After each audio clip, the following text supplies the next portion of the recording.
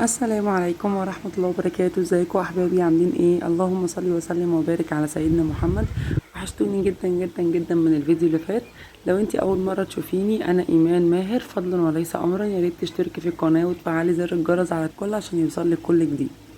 ولو انتي اول مرة تتفرجي عليا، خشي خديلك لفة في القناة تعجبك جدا، وما تنسيش تشرفيني بالاشتراك وتكبري قناتي، وما تنسيش تحطي لي لايك في الفيديو دوت وتعرفيني بتتابعيني من اي مكان بالظبط. يلا بينا بقى نعمل فيديو جديد وروتين جديد ويوم جديد، ويلا بينا نشوف هنعمل ايه النهارده ونكمل كلامنا اثناء الفيديو ما هو شغال. انا بعمل ايه بقى؟ قمت الصبح، طبعا صليت وشربت القهوه بتاعتي وظبطت دنيتي. ورحت قلت اخش اعمل غدا. ان انا في اليوم ده صحيت متاخره، صحيت حوالي الساعه 10 او 9:30 حاجه كده. فعبال ما صليت وخلصت الحاجة اللي ورايا وكده، يعني اكل وفطار ولي انا وبنتي وكده، وظبطت لي، فلقيت الساعة بقت 10:30 11. فيعني دوبك بقى قلت خلاص. طب انا في اليوم ده كان جوزي هيرجع بدري، فقلت اخلص الغدا الاول وبعد كده ابقى اشوف بقى اللي ورايا ايه، بحيث ان الغدا يكون جاهز يجي احط على طول الاكل. تمام. بس فكنت في اليوم ده هعمل شويه بسله كده برز وشوربه واظبط الدنيا. فانا اوريدي ببقى مخزنه البسله، مفرزاها وشايلاها في الفريزر. يعني انتوا لو في فيديوهات على القناه، لو حابين تشوفوا طريقه تفريزي فيها، هتلاقي في فيديوهات على القناه فيها طريقه تفريز لكذا نوع خضار. تمام. بس بطلع طبق البسلة والصلصة والطماطم من المنظر اللي انتوا شفتيه دوت، واشوح البصلايه على طول واحط البسلة ما باخدش يعني الغدا كله طبيخ وحاجات، ما بتاخدش ربع ساعة ولا تلت ساعة، تبقى مخلصي كل اللي هتعمليه في الغدا وبتخرجي. تمام. بس فحطيتهم على عين، يعني بصي في العين اللي ورا الرز دي هتلاقي حلة الألمونيا اللي أنا عاملة فيها البسلة. حطيتهم وظبطتها ورحت مخليه العين نار متوسطة في الحلة دي، في العين دي، ورحت حطهم. قلت بقى تستوي مع نفسها. بس كده، والرز اهو خلصنا منه هو كمان. شكرا كده. نبدأ بقى نعمل الشوربة. حبة لسان عصفور وشوحوا وظبطنا الدنيا، عملنا شوربة، عملنا بسلة برز والرز وبسلة بجزر وشوربة، وكان غدا اللهم بارك. ما شاء الله كان حلو جدا وجميل جدا، وكان طعمه اللهم لك الحمد والشكر يعني. والله يا حبايبي، الرضا وابسط الاشياء، بابسط حاجه في بيتك بتعرفي تعملي. طول ما بيتك مستور باقل حاجه، بتعرفي ان في خير في بيتك، وربنا يقدرنا ويعيننا. معلش معذره. ربنا يقدرنا ويعيننا. والله الدنيا بقت اوفر قوي، يعني ان الواحد يخش السوق ب100 جنيه يجيب شويه حاجات كلها نصاص نصاص نصاص، ادفع لي 60 70 جنيه، واخرج نص قوطه، نص بصل، نص فلفل، نص بطاطس، نص كوسه، ادفع لي 50 60 جنيه ولا 70 جنيه، واخرج وجايبه حاجات ما تكملناش 3 4 ايام.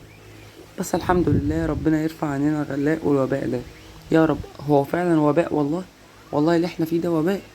ربنا يرفعه عننا يا رب. وده كان غدانا، وكان بالشكل القمر اللي انتوا شايفينه ده، والله لك الحمد والشكر، ربنا يديم علينا. اتغدينا بقى لما جوزي جه. طبعا انا التصوير كان على مدار اليوم، اصور حاجه وراي واشوف الحاجه تانية مش هصورها، واظبط اللي ورايا وكده وهكذا. فانا مرضتش اصور معاكم المره دي الرخامات والبوتاجاز والحاجات دي، كده كده كنت في الفيديو اللي فات عاملينهم مع بعض. فانا بس كده عملتهم مع نفسي، وحطيت كل حاجه في الحوض، والبوتاجاز غسلته. ادي المنظر بقى القمر الجميل اللي يفتح النفس. مش قادره اقول لكم انا فرحانه بيه قد ايه يعني. ربنا يسترها علينا. رحت غسلاه. قلت بقى اغسل المواعين. خدت مننا حبة وقت محترمين، وقفت على المواعين حوالي نص ساعة ساعة الا ربع بس في المواعين فقط، يعني الحبة اللي انتوا شايفينهم دول. بصوا بقى حبة الصابون اللي باخدهم قد ايه، صغيرين جدا، في حبة مية كتيرة، يعني حبة المية اللي باخدها مش قليلين، مع حبة صابون، وممكن ازود المية كمان اثناء وانا شغالة. بصوا ما شاء الله رغوته عاملة ازاي. بصراحة بصراحة صابون فيبا ده زي الفل زي الفل زي الفل. في امكانياتك وفي قدرتك ان انت تجيبي صابون شركات، هاتيه. مش قادره تجيبي صابون شركات، في صبانات، بس اختاري وجربي كذا صبانه جنبك يعني. هاتي مثلا نص كيلو من الصابون دوت، جربيه النهارده وبكره وبعده، مثلا يقعد معاكي يومين 3. جربي النص كيلو ده حلو تمام، هاتي منه كمية بعد كده لو عجبك. او لو انتي برضو حلو كمان وفي حد تاني جنبك قريب منك صبونة تانية، ممكن تجيبي نص كيلو تاني بعديها كام يوم لما يبدأ التاني يخلص اللي عندك، وجربي وقارني. مش لازم اروح اجيب مثلا هو عامل عرض 3 كيلو ومش عارفه ب 12 13 جنيه لو 15 جنيه، فهجيب العرض ده. طب ما انت ممكن فعلا تجيبيه وتلاقيه مش حلو. فانت جربي، طالما حاجه جديده وهتجربيها جربيها في كميه صغيره جدا، وبعد كده عجبتك وقارنتي ما بين واحد ولا اتنين ولا تلاته ايا كان العدد الناس اللي جنبك، وعجبك واحد منهم، فخلاص استقري عليه وابتدي تتعاملي معاه. حتى لو هتجيبي الكيلو ب10 ب15، بس يقعد معاكي احسن ما تجيبي ويبقى تقيل ولزج وكل حاجه وتاخدي منه كميه صغيره ويظبط معاكي الدنيا ونضيف وايدك ما تضرش منه وكل الحاجات دي. آه هيبقى افضل بكتير ما تسترخصي في حاجه وفي الاخر تستخدمي منه كميه كبيره جدا عشان تقدري توصلي للغرض اللي انت عايزاه، وفي نفس الوقت هو ما يوفرش معاكي، وفي نفس الوقت كمان هو بهدلك ايدك. فالافضل لو انا مش قادره اجيب صابون شركات، خلاص يبقى انا يعني مش هسترخص في الصابون اللي هستخدمه، منها ما بتوفريش ومنها بتبهدلي ايدك. تمام. انا شايفه ان صابون فيبا حتى لو انا هدفع 100 جنيه على 6 كيلو 6 كيلو صابون، الجركنين، فانا ما عنديش مشكله خالص ان انا اجيب ال6 كيلو حتى لو ب100 جنيه. ده لو فرضا هو عامه بيعمل عروض مستمره، حتى لو هجيبه ب100 جنيه هيقعد معايا شهر واتنين وتلاته واربعه حسب استهلاكك.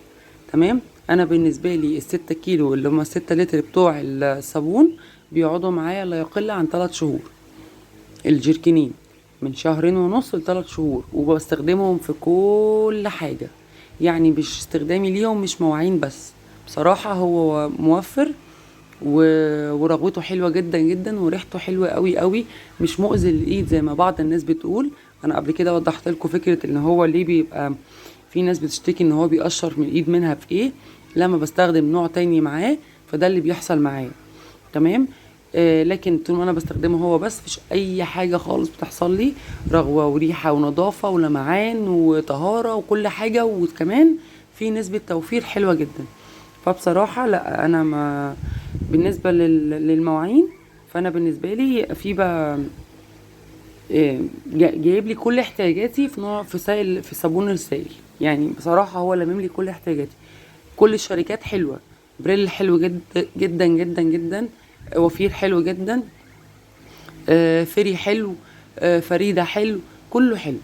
بس انا كايمان لا، انا شايفه ان فيبا جاب لي المعدل اللي انا محتاجاه، ان انا ما اغرمش كتير، ما اصرفش رقم كبير في سائل بتاع الصابون المواعين، ما اصرفش ما استهلكش كميه كتير لغرض ان انا استخدم كميه كويسه في الصابون في الغسيل. لا، باخد حبه صغيره منه بيخليني اغسل تل غسيل قد ايه. شفتوا منظر الحوض كان عامل ازاي؟ بص الحبه الصغيره اللي انا خدتهم غسلت بيهم كل دول، وكمان صبنت بيهم الرخامه الحوض والحوض والحنفيه والحيطه اللي فوق الحنفيه، كل ده هتشوفوه معايا. فلا بصراحه لا، يعني هو شابوه شابوه بجد ليه جدا بجد. هو عمود معايا في البيت، من ضمن المنظفات اساسيات عندي في البيت. طب يا امان، الاصفر ولا الازرق او الاخضر؟ بصوا هو انا عامه بحب الصابون المواعين اللي لونه اصفر. تمام. بس التاني مش وحش، بس انا حبيت ده اكتر. وفي ناس طبعا ممكن تكون بتفضل الازرق اكتر، بس انا حبيت الاصفر اكتر بصراحه. دي حاجه بقى. وقفنا على الحوض، افكركم وافكر نفسي بالاستغفار والصلاه على النبي. صلي على الحبيب قلبك يطيب. اللهم صلي وسلم وبارك على سيدنا محمد. لو انت بتشوفيني لغايه دلوقتي ولسه ما دوستيش لايك، دوسي لايك يلا وصلي على النبي. يلا على النبي، يلا واستغفري ربنا وقولي ذكر حلو كده، وادعي لي دعوه بظهر الغيب تترد لك ان شاء الله. واكتبي لي كومنت حلو زيك يا امرايا جميله، وعرفي انت بتتابعيني منين وشفتي الفيديو منين وعجبك ازاي. وتنسيش تدوسي لايك، يلا بالله عليكم دوسوا لايك. ويا ريت والنبي كل اللي بيتفرج على الفيديو يعدي ال5 دقايق، وبعد كده لو هو مش حابب الفيديو او مش قادر يكمله ممكن يقفله، بس كملي ال5 دقايق عشان الفيديو يترفع اكتر على القناه وعلى اليوتيوب والقناه تتفعل، ونبتدي نشتغل معاكم شغل من نار من نار من نار، ونخرج مع بعض وهصور لكم بقى الخروجات والمشتريات وكل الحاجات دي ان شاء الله ان شاء الله ان شاء الله هنبتدي نشتغل مع بعض شغل من نار، وربنا يكرم ان شاء الله. قولوا لي بقى في التعليقات كده او على الخاص، عايزين ان احنا في الايام الجايه نبتدي نشتغل في ايه. تمام. انا هبتدي اشتغل عن نفسي. انا عايزه ابتدي اظبط تنظيفات عميقه لحاجه حاجه جوه البيت. بس نبدا بالمطبخ الاول. انا وجهه نظري ان انا اخلص المطبخ عشان اخلص من دوشته، انه بياخد وقت كبير جدا، وانا مش عايزه اعمله كله في يوم واحد. انا ممكن اقسمه على يومين 3. فقولوا لي ايه رايكم. نظبط اني مره اكتر من التانية، يعني نبدا باني الشقه الاول ولا المطبخ الاول. انا كده كده لسه بنتي ما دخلتش مدارس، فانا لسه ما عنديش تنظيفات المدارس اللي بعض الناس بقت شغاله بيها كتير قوي على اليوتيوب دلوقتي. تنظيفات المدارس انا شايفه ان هي تنظيفات عاديه، بس برضو انا ممكن اكون مش حاسه بالموضوع قوي، عشان انا لسه الاطفال، يعني بنتي سنها ما وصلش لمرحله الدراسه، لسه سنها 3 سنين. ربنا يبارك في عمرها وفي عمر ولادنا كلهم يا رب. ف لسه ما وصلتش لمرحله ان انا بقى احس بضغط المدرسه، وان انا عندي مدرسه كمان كام يوم، واوضب الدولاب واوضب السرير والمكتب لسه ما وصلتش للمرحله دي.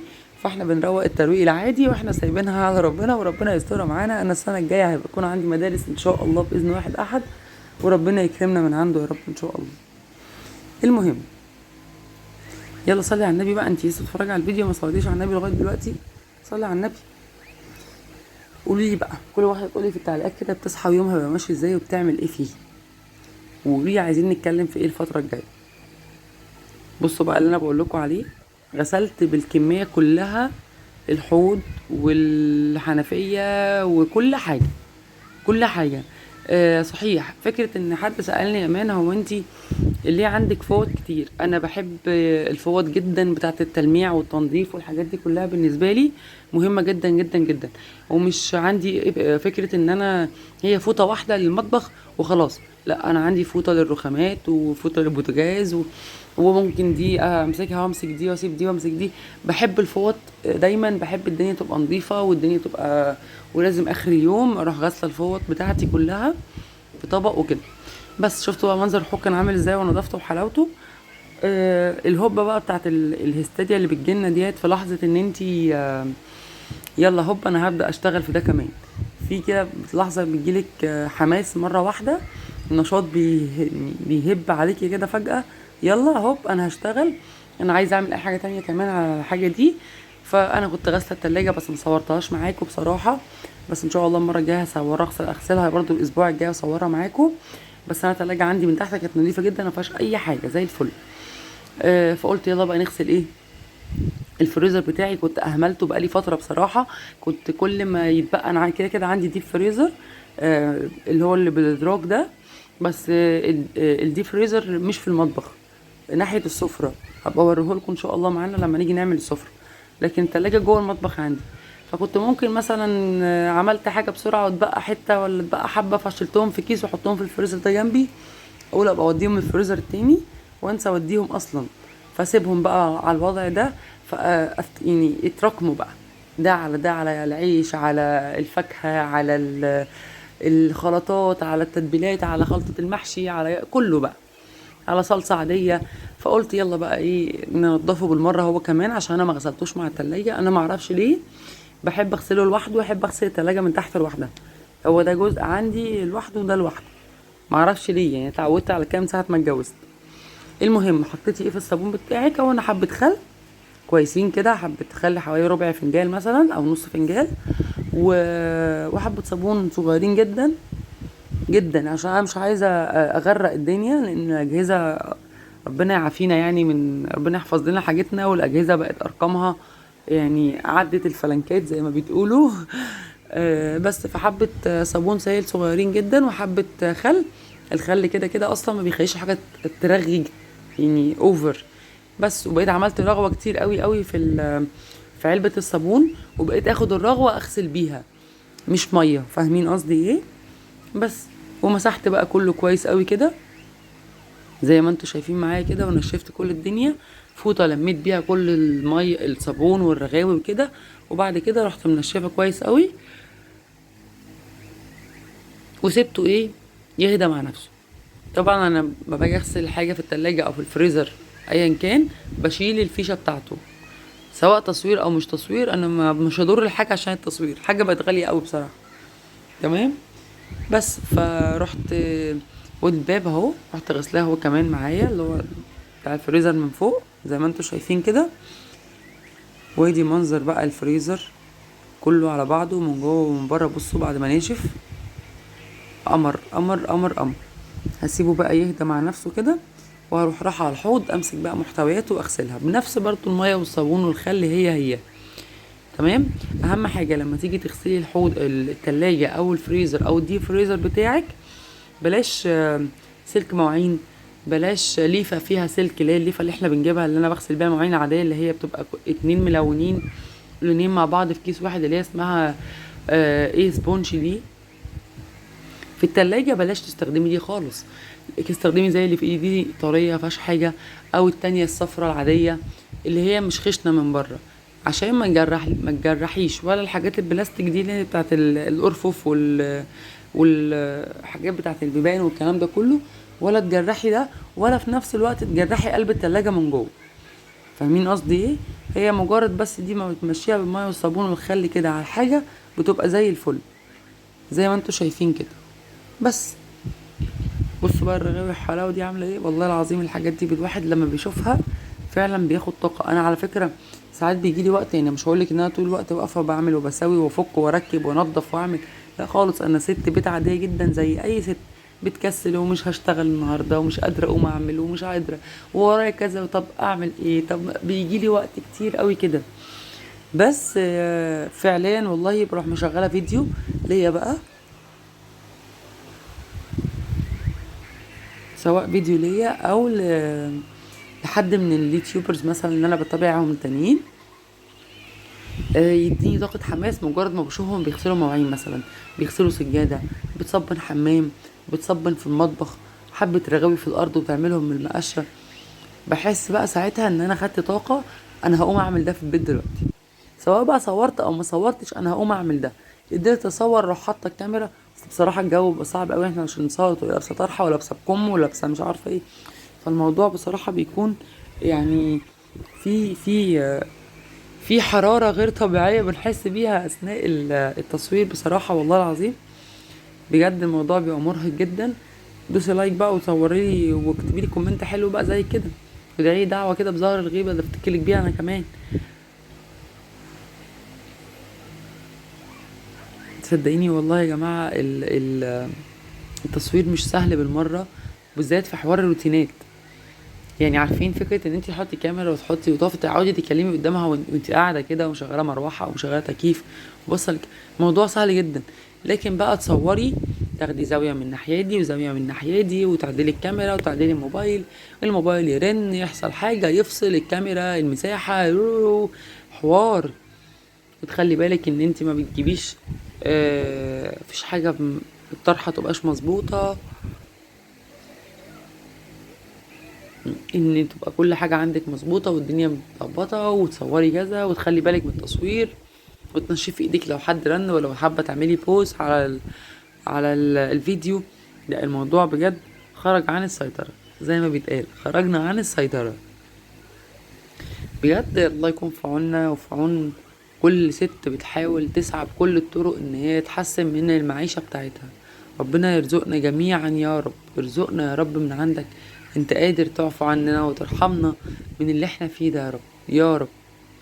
بس زي ما انتوا شايفين كده، امني الاول قبل ما تشوفي، امني كده قولي اللهم امين يا رب. ربنا يرفع الغلاء والوباء ويحفظ عيالنا من اي مرض ومن اي حاجة وحشة يا رب، في دراستهم وفي لعبتهم وفي ناديهم وفي اي حاجة يا رب يا رب.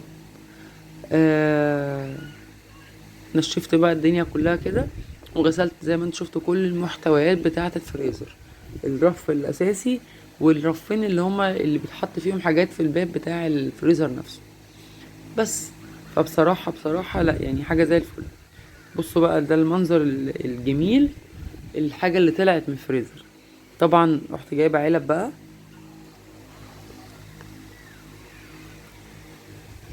زي ما انتوا شايفين كده، دي علب ايكيا طبعا، انا عندي منهم الطقمين الاخضر والاورنج زي ما انتوا شايفين كده. بس بقيت افضي بقى الحاجه اللي انا محتاجاها، واللي مش محتاجاها اشيلها على جنب، واللي ده مكانها احطه، واللي مش مكانها اوديها الناحيه التانية، وهكذا. انا كنت بعمل شيش طاووق، واتبقى معايا حبه بصل مكعبات، اللي انت شفتهم دول ما رميتهمش، خليتهم وقلت هبقى احطهم في شوربه. وساعات برضو لما كنت بجيب الجزر قبل ما يوصل سعره 30 جنيه يعني، ايام ما كان ابن حلال كده وصغير وجميل وسعره جميل، كنت بجيب مثلا كيلو جزر او 2 كيلو جزر، و وانا مثلا بعمل في الشوربه بحط جزر، بحط فلفل، بحط بصل، بحط طماطم. لو اتبقى مثلا مني حته زياده في اي حاجه في علبه في الفريزر واشيلهم. فاهمين قصدي ايه؟ اجي اعمل شوربه، ما بطلعش بقى ثمره كامله اروح مقطعها، لا باخد قطعتين تلاته من العلبه اللي في الفريزر دي واحطهم في الشوربه بس، ولا هدرت ولا حصل اي حاجه، وتبقى زي الفل بصراحه. بس زي ما انتم شايفين كده كله في علب، حتى العيش بقيت احط في رغيفه كبيره جايباها كبيره، وفي رغيف بتاع البلدي بتاع الفرن العاديه جدا. بقيت احط العيش اللي ينفع يتحط في كيس، بقيت احط 3 4 رغيف على بعض، والعيش التاني الكبير بقيت اتنيه نصين واحطه في الكيس واشيله في الفريزر. بس بصوا بقى المنظر بعد الترتيبات والتنظيفات والتوضيبات والحاجات الحلوه قوي دي، هتلاقي منظر الفريزر اختلف تماما.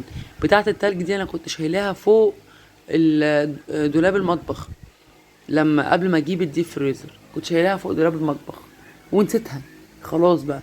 لما جيت اغسل كان قبليها مثلا قبل ما اغسل الموضوع ده بيومين، كنت عامله بيبسي وكده ليا انا وجوزي، فقال لي ما تحط لنا مكعبات تلج. قلت له تصدق انا بقالي قد ايه ما حطيتش مكعبات التلج، انا لما اغسل التلاجة اليومين دول هحط مكعبات التلج.